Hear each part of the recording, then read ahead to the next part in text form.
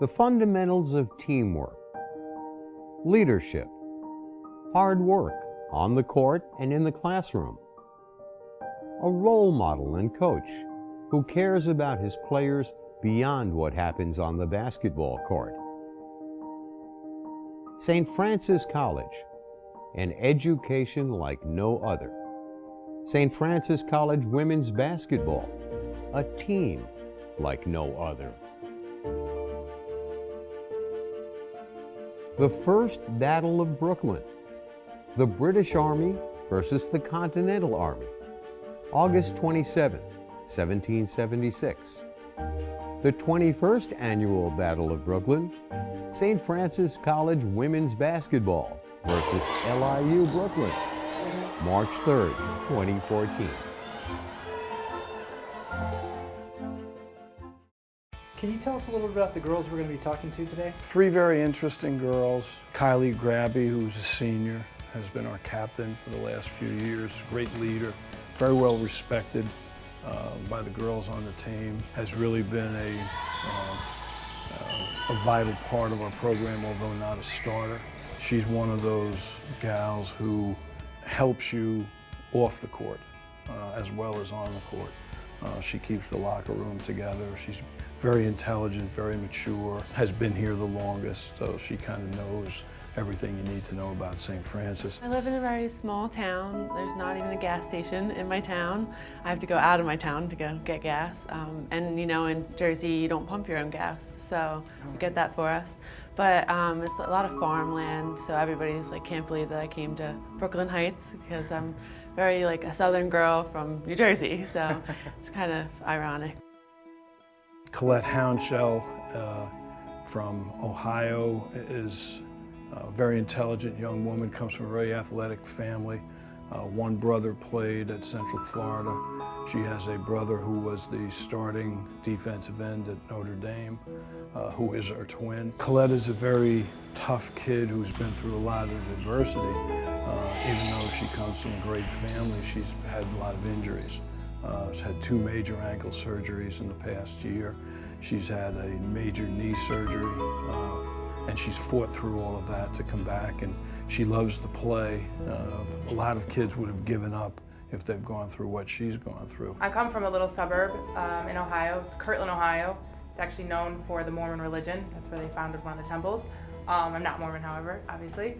But I grew up, I have a twin brother, an older brother, and my parents, we were raised, and I've been there ever since, all 20 years. Sarah Benedetti from Canton, Connecticut, was our leading scorer last year, was an all-conference player, academic All-American, about a 3.9 student, has traveled all over the world, has been to China, Brazil, Australia. So she's done a lot. She doesn't like to talk about it that much. You got to draw it out of her, but a great kid, a kid who's very focused on her academics, as are all of our girls. I was actually born in Georgia, and I moved to Connecticut when I was about 10. So it's a little different. I mean, in Georgia you don't really see too much snow, so being out in the cold was an interesting change of scenery, but I really like it in Connecticut. In Connecticut, the Yukon Huskies are a really big team, so growing up I really idolized the girls on the women's team, and that's who I'd go watch with my dad. We'd go pay to go watch them play at the Civic Center and stuff, and I really looked up to them growing up. Regarding the academics at St. Francis, how do you guys maintain such a high level with the athletes? Well, in Division I basketball, you really have to do it on the front end. It's who you're going to recruit, who you will accept, and who you won't accept. There are obvious challenges at St. Francis because of our city location that some prospective student athletes would view as a negative, and we try to recruit girls who view going to school in the city and in this environment that would view it as a positive. But I absolutely love it. I mean, the flow, everyone's so energetic and actually nice here. People tell me people are pretty mean, but I love it here. And when you do that, you end up with someone who is a little bit more sophisticated than the average college student, more academically focused because they look at the opportunities outside the classroom. So we end up with kids who are very serious about their work, they're not looking for fraternities, sororities, and, Right. and the party life. They're looking for the opportunities that the city presents. So it's a little bit easier when you take that approach on the front end. And then we have a support system of checks and balances to ensure that they have all the help that they can get. And St. Francis has been very generous in allowing us to do the things that are necessary to have a successful academic program. And it works because we're last year we were the second highest team grade point average in the country, the highest in the metropolitan area by far. You guys are so smart. How do you balance all of that, all the studying with basketball? It's a lot of hard work. It's definitely time management and just knowing like your priorities. And I want to do well on the court, but I also want to do well in school because, after playing here, I want to get a job, and so being good on and off the court really plays a big role, and it's just a lot of time management and knowing your priorities. It speaks very highly of our kids and the amount of work that they put in it. They're very competitive academically. They're the types of kids who will be just as upset if they get a poor grade, which to them is a A-, than they will if they miss a shot. They're competitive in the classroom, they're competitive on the court. And those are the kind of kids you want to be around because even if you don't have the success on the court in your team record, you end up with kids that are going to graduate, that are going to go on and be successful alumni of St. Francis College. It seems like the teammate aspect even lends itself to that sort of academic side as well. They're all similar. All of these kids are, but we don't have different groups. We don't have cliques because they're all basically have come from the same motivation. They're cut from the same mold. And we do that purposely in recruiting. When we bring in people to visit here, prospective student athletes, we expose them to our current student athletes, and if they say no, then we stop recruiting them. And we've turned down some kids who in the past we would have loved to have had from a basketball perspective, but we turned them down from a personality perspective, from an academic perspective, who our kids didn't quite think had the same philosophy as they do. So it's by design. What we are now is by design. It's not happenstance.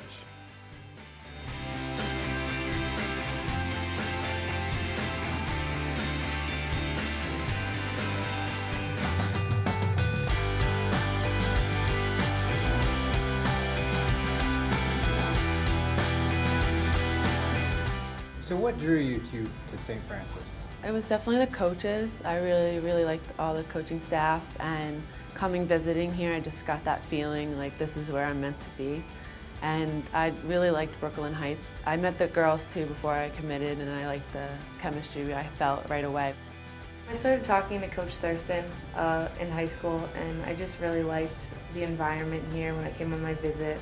Everyone was so friendly, and I felt like there was a sense of a family-oriented feel to the team, and I just really liked that right away. I felt accepted, and everyone was just so genuine and warm. One of the main reasons I actually came to St. Francis was the whole Franciscan way and how they did that, because I visited other schools and they didn't really implement that a lot. It kind of almost sounded corny at first. It was like the Franciscan way, but it's like you do stuff and like you care for others and stuff, and you don't see that in other universities, especially with basketball. I mean, people are just, these days it seems like it's not as important in sports, but here they really maintain it's important here completely. They always offer masses here, which I love. It is a variety from, depending on if it's a holiday, it could be from a Friday mass to a Sunday morning mass, which is really great. And then also practices, I mean, they're really good. If we want to go, they can always schedule around masses or any kind of other commitments we have with that. Also, before games, we pray in a circle. We actually huddle right here, and we all hold hands and we pray. And so, I mean, that's huge. Even to people who aren't Catholic, they take part. And, I mean, it means a lot to them too. Does your faith play part in your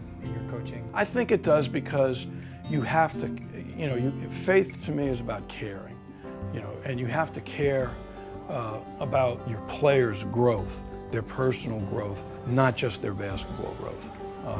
And that's really hard to do when you get into the season. So again, I go back to the people who were so important to me, the people in my background. My coaches in grammar school, we had We had nuns in high school, we had brothers, and in college there were priests who I was very close to. And any time that I had issues at either one of those stops along the way, you know, the different religious orders were there to help. You know, they were offering a helping hand. And, you know, unfortunately today, in a lot of there aren't as many of the religious around. So I think we as lay people have to assume some of that responsibility. Definitely coming here was a good choice. We pray before games, and it helps, like, on the court, just knowing, like, God is with me, you know, playing, and it was definitely the reason why I came here. It did. I mean, especially coming to a Catholic school like St. Francis, it's a big deal for my family because we're all Catholic, and it's just really nice that I can be able to do what I love and still keep my faith involved as well. Do you guys go to church, or what do you? Yeah, we go to church. I mean, it's really difficult with basketball and stuff, but we always go for Christmas and Easter for sure, and then whenever we get the chance to go as well. Before every game, we say the Our Father right before the game, right before we go warm up. And I just really think it's good that we can integrate that into our basketball games. Faith for me, I think, is it's stronger presence in my life just because I've gone through injuries and surgeries. And my junior year of high school, I tore up my whole knee. And so that kind of took a damper on my career. I didn't want to continue with basketball. I wanted to quit and stuff. And it was actually my grandma who kind of reinstated. She made me go to church with her every Sunday, and she kind of like reinstated my faith. And ever since then, I mean, it's been a really strong part and stuff. And I mean, I truly believe it has something to do with it. Now I'm recovering from an ankle surgery. Actually, I'm 2 months out, and I mean, the recovery is going better than anyone ever imagined. I'm like 2 months ahead of schedule. I think that plays a big part, and just staying positive too. What do you think women of different backgrounds can teach each other? It's amazing the conversations they have. I've met people from Australia, from Romania, my roommate a few years ago was from Belgium. It's just really awesome to be such a diverse school and meet people from all over. I would definitely never have that opportunity if I went anywhere else. I love being able to explore different cultures and see different parts of the world. And as soon as I found out that we had Australians on the team, some Romanians, and when I was a freshman we had someone from Belgium, I just thought it was so cool. It was just another experience to meet new people and see how they live on different parts of the world.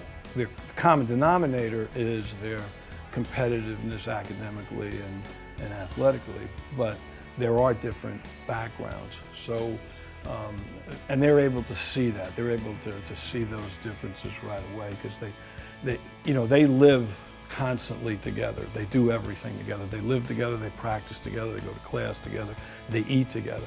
So someone who maybe hasn't traveled as extensively, for instance, as some of our other girls, and our team as a whole has visited over 100 countries, right, as a group, 46 different countries. There's a lot of things to learn from that, and I think that the girls, because they spend so much time with each other, they learn about different cultures and different backgrounds, and how at the end it all becomes the same. How does it make you feel as a coach to see them grow up on the basketball court as well as grow up into young women? Well, having done this now and entering my 41st year, I get to see them on the front end when they come in, and now I'm able to see them later on in life. If you're able, and if you're fortunate like me to make an entire career out of it, again, you can see them on the front end, but you also get to see what happens at the tail end. What do you, when you see someone struggling, like either at a bad practice or a bad game, what do you do? Well, one of the things that I've tried to do, and it's a great question, because early on in my career, I was never able to see that. You know, I thought I was trying to be somebody else in my coaching, in the first, say, 10 years of coaching. But then I realized that they're all, you know, they all have different motivations each day. They're not going to come and bring it every day. So what I do is I meet with every player every day, every single day. It may be 5 minutes, it may be 2 minutes, it may be 10 minutes. And by doing that, you get a sense of whether there's something bothering them. I think it's so important now in coaching, and I've told other coaches, younger coaches, you have to make the time to do that, because if you don't, you run the risk of going out and jumping on somebody in practice who is really having a family issue at home, or with our kids, had a bad grade, and it really, it really bothers them. So I want to look them in the eye every day to see how they're feeling. With Sarah, for instance, she was in Australia all summer, and I met them at the plane when they were coming home from Australia. When she got off the plane, I knew there was something wrong with her, just from the way she looked and the way she was acting. I knew there was something wrong from all the time that I had spent talking with her. And a week later, we sent her in and we found out she had mono. So if you don't know that, if you haven't met with them, then you can't recognize those things. So it's something that I try to do that I wish that I had done 30 years ago, because I think it's one of the most important parts of coaching.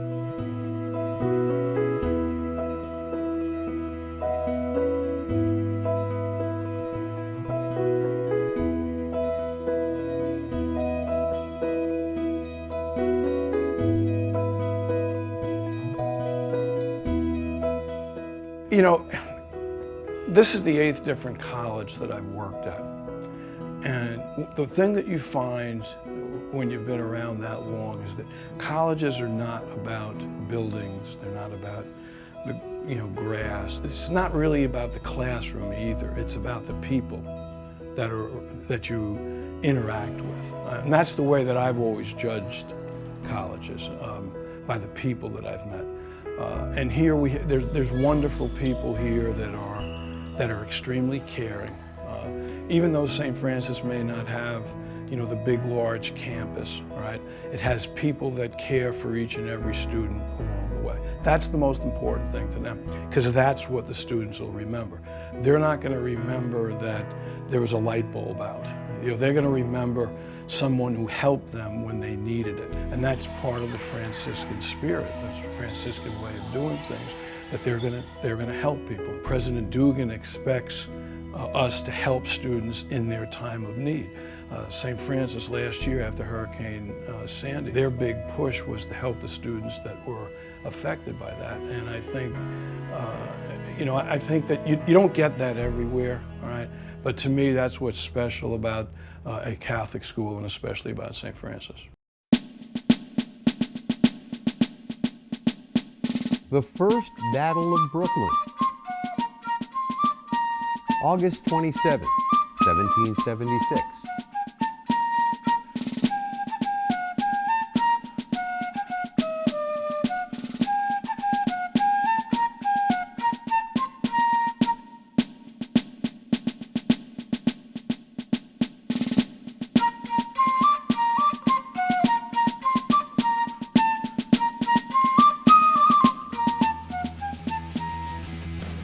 The 21st Annual Battle of Brooklyn, March 3rd, 2014.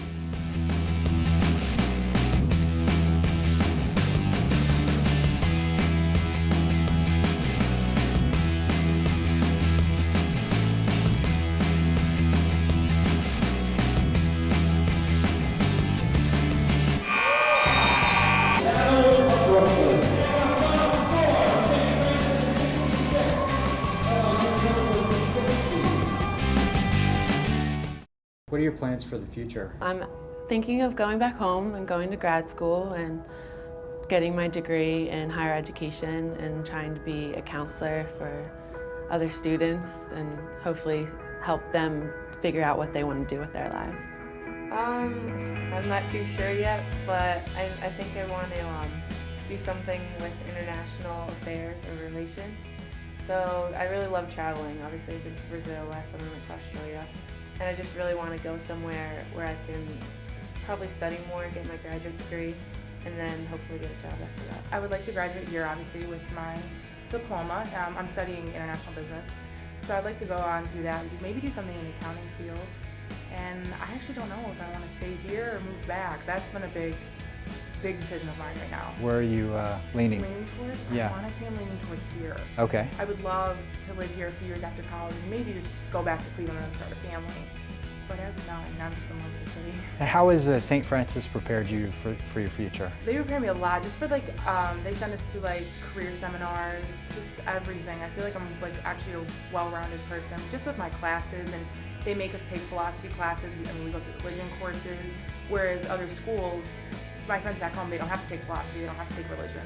So in that aspect, I feel like I'm way ahead of the game because I mean that's going to play a part in my career. So you feel like you benefited from the religion classes, from the philosophy classes? Oh yeah, completely. I feel like I will have an advantage just because you have that extra step of thinking and that faith that kind of just guides you through your career, which I feel like other people don't have. And that's a huge thing. It prepared me in a lot of ways. It helped me become a good leader on and off the court. It helped me learn how to work hard and go after things that I want. Coach Thurston is really, really great at preparing us for what is to come after school.